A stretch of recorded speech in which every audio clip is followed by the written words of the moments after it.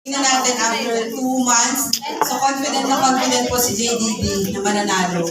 Kasi ganun po yung kadeterminasyon kapag sinabi po niya, sinabi niya. Anyway, welcome ulit sa ating pagbalikan.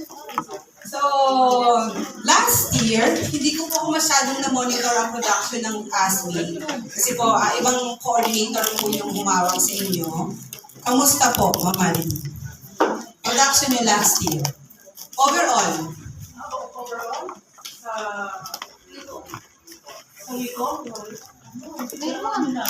Meron na Jacinta. Okay. Ano pa? Paseo. Alam ko paseo ba? Hindi, wala. Wala rin. Nandito po ba ang Team Synergy? Ang po yun. Ma'am Diana? Oo, wanted ka sa akin ha. Hindi, nakita ko kasi yung ranking nung kahapon. Actually, nag-deliberation na po kami kahapon.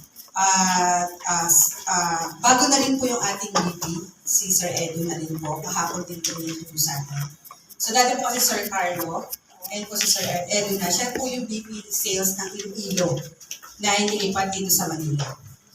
Okay, so kahapon, nag-deliberation po kami ng mga, kwento ko lang po, no? Para tayo. Tinignan po yung bawat rank ng isa sa atin, sa grupo namin. So, ipinasok ko po sa ASME. Ibig sabihin po nun, laban. So, laban ako, sabi ko nga kay Mama Ridi, maganda man o pangit, malalaman mo. Gusto ko maging transparent tayo. Kasi yun po yung, yun po yung secret ng magandang relationship. Yung wala kang itatago. Kung hindi maganda yung ginawa mo, sabihin ko sa'yo, ito yung mali. So, wag mo na ulitin. Para hindi maulit yung mali mo. Okay, sabi ko nga, kay Mama Ridi, wala tayong boundaries.